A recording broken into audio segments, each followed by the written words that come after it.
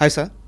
అంటే ఇలాంటి ఓ సందర్భంలో ఒక సినిమా డైరెక్టర్ని ఇంటర్వ్యూ చేయడం అనేది నిజంగా చాలా ఇబ్బందిగా ఉంది.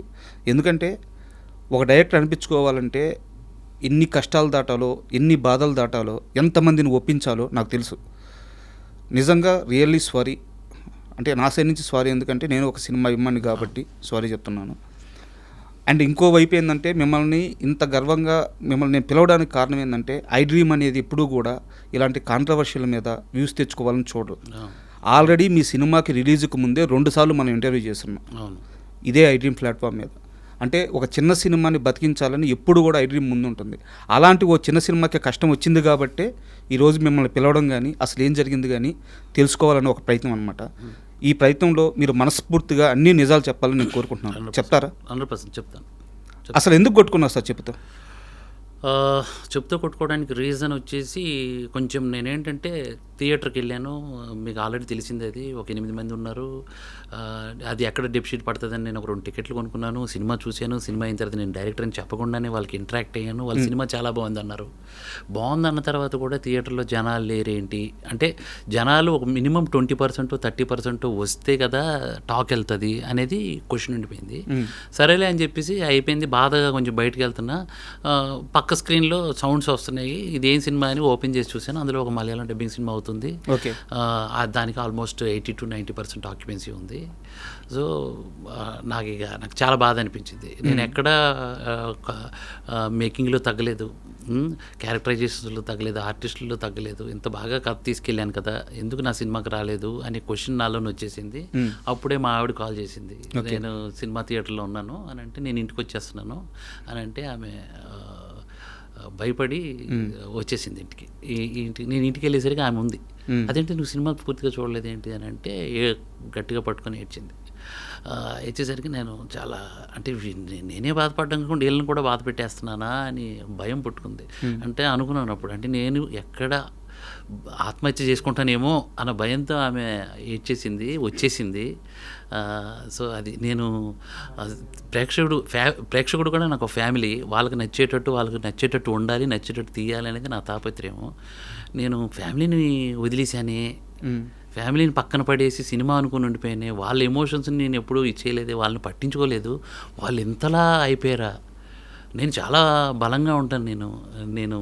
నేను చెప్పుతో కొట్టుకున్నది కేవలం ముందు మాట అన్నాను సినిమాకి ముందు. సినిమా నచ్చకపోతే మీ దగ్గరికే వచ్చి నేను చెప్తూ కొట్టుకునేది ఛాలెంజ్ తీసుకున్నాను. సినిమా నచ్చిందో నచ్చలేదో క్లారిటీ రాలేదు నాకు. ఓకే, వస్తే ఫైన్.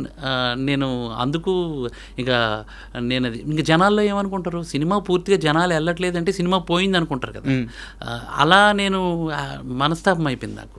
ఇది సినిమా బాగుంది అని అంటున్నారు, అక్కడ వచ్చిన 8 మంది బాగుంది అంటున్నారు.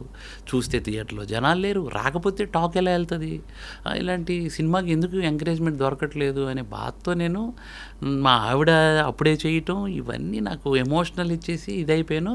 బట్ నేనేంటంటే బార్బరీకుడు మాట కోసం తల ఇచ్చేసాడు శ్రీకృష్ణుడికి, తల ఇచ్చేసాడు. నేను ఇక్కడ ఏంటంటే మాట ఇచ్చాను, చెప్తూ కొట్టుకున్నాను. That's it. ఆ ఎమోషన్ టైంలో అలా జరిగిపోయింది. సార్ ఇక్కడ స్ట్రైట్ క్వశ్చన్ సార్, మీరు సినిమాలో ఎవరే కదా? అవును. ఇప్పటిదాకా 2025లో 160 నుంచి 170 సినిమాలు రిలీజ్ అయినాయి సార్. చిన్న సినిమాలు అయితే ఏమి, పెద్ద సినిమాలు అయితే ఏమి. నేను చెప్పేది ప్రాపర్గా థియేటర్కల్ రిలీజ్ జరిగినవి.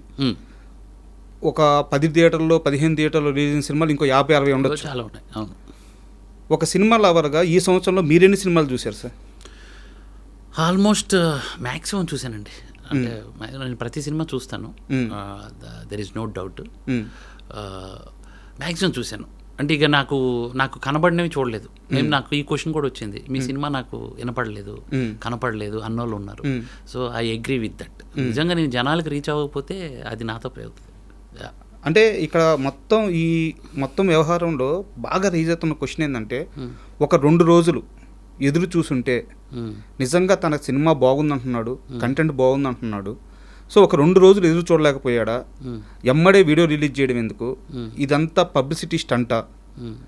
ఆడియన్స్ని థియేటర్కి తెప్పించడానికి ఈ ఎమోషన్గా ప్రేక్షకుల్ని ఎమోషనలైజ్ చేసి ఒక పబ్లిసిటీ స్టంట్ ప్లే చేసాడా అని ఒక క్వశ్చన్ రైజ్ అవుతుంది. దానికి ఏం సమాధానం చెప్తారు? సినిమా ఎన్ని రోజులు కండి, అంటే ఎన్ని రోజుల్లో సినిమా అయిపోతుంది? ఈ రోజుల్లో పెద్ద సినిమా అయినా చిన్న సినిమా అయినా ఒక వీకెండ్ సార్. 1 వీకే కదా, 1 వీకెండ్ కదా. నేను వీడియో ఎప్పుడు పెట్టాను? ఆ రోజు నైట్ పెట్టారు, రిలీజ్ రోజు పెట్టలేదు. అదే నైట్. నిజంగా నాకు అలాంటి స్టంట్ చేయాలని ఉంటే ఫ్రైడే మార్నింగ్ షో అయిపోగానే, సండే నైట్కి పెట్టారు. ఫ్రైడే మార్నింగ్ షో అయిపోగానే మ్యాటీ నుంచి పికప్ తీసేసుకుందాం, ఏదైనా స్టంట్ చేద్దాం అనేసి అనుకోవాలి కదా. నేను ఎప్పుడు పెట్టాను? సండే పూర్తిగా సినిమా డెడ్ అయిపోయింది, థియేటర్లో నుంచి తీసేస్తున్నారు, డెబ్షీట్లు పడుతున్నాయి అన్నప్పుడు నేను పెట్టాను.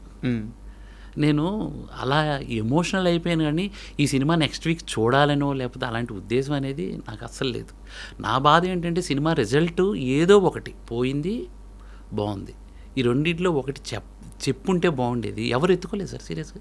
రివ్యూవర్స్ వెబ్సైట్స్ చాలా బాగా రాసాయి, కానీ సోకాల్డ్ పెద్ద పెద్ద రివ్యూవర్స్ వాళ్ళని చూసి సినిమా వెళ్ళేవాళ్ళు ఇప్పుడు మలయాళం సినిమాలకి తెగ డిటర్మినేషన్, వర్కౌట్, మ్యాజిక్ ఇలా చెప్పే రివ్యూవర్లే ఎవరు మన తెలుగు సినిమాని పట్టించుకొని కనీసం it's a bad film, it's overall non linear, not syncing, ఇది ఏదో చెప్పాలి కదా. అది కూడా చెప్పలేదు అంటే it's not I give you పుచ్చు ఏదో చెప్పాలి కదా.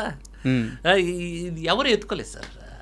దీన్ని పట్టించుకొని ఉంటే నాకు ఈ బాధ ఉండేది. నాకు నేను అలా ఇప్పుడు సార్ ఇదే రివ్యూవర్స్ మలయాళం సినిమాకి ఇచ్చారు, సెకండ్ హాఫ్ అసలు బోరింగ్ నిద్ర వచ్చేసిందని ఒక రివ్యూవర్, పెద్ద రివ్యూవరే చెప్పాడు.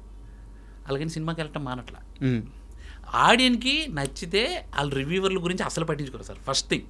బట్ ఆ రివ్యూవర్లు చెప్తే ఫస్ట్ వెళ్తున్నారు, జనాలకు సినిమా ఉందని తెలుస్తుంది థియేటర్కి వెళ్తున్నారు. ఇక రివ్యూవర్ ఆడి ఒపీనియన్ కాబట్టి వీళ్ళ ఒపీనియన్ వీళ్ళు ఫాలో అవుతూ సినిమా చూస్తున్నారు. బట్ నాకు ఎత్తుకోవడానికి ఎవరూ లేరు. ఓకే, ఇప్పుడు ఎగ్జాంపుల్ ఆ మలయాళం సినిమాకు ఒక పెద్ద కంపెనీ ఉంది, ఆ కంపెనీ మీద చాలా నమ్మకం ఉంది, జనంకి నమ్మకం ఉంది. ఈ సినిమా వాళ్ళైతే ఖచ్చితంగా వాళ్ళు చేశారు అని అంటే సినిమా చూడొచ్చు అని ఆ నమ్మకంతో పాటు పెద్ద పెద్ద రివ్యూవర్స్ ఉన్నారు. నా సినిమాని మోయడానికి నా వెనకాల పెద్ద కంపెనీ లేదు, నేను డెబ్యూ డైరెక్టర్ని, మా ప్రొడ్యూసర్ డెబ్యూ, వీళ్ళ వల్ల ఎంత క్వాలిటీ పెట్టి అంత ఎక్స్ట్రాడినరీగా సినిమా మేకింగ్ పెట్టినా కూడా జనాలు రాలేదు. అంటే మేబీ వీళ్ళు కొత్తోళ్ళు కదా, ఎవరైనా పక్కోళ్ళు చెప్తే చూద్దాం, బాగుంది అంటేనే వెళ్దాం, లేకుంటే ఓటీటీలో వస్తుంది కదా చూద్దాం అనుకున్నారేమో. కానీ పక్కోళ్ళు చెప్పడానికి ఆ పక్కోళ్ళు కూడా వెళ్ళలేదు అంటున్నాను నేను. ఆ ఒక్కరైనా వెళ్తే ఇంకొకరికి చెప్తారు కదా అనేది నా మెయిన్ ఇది.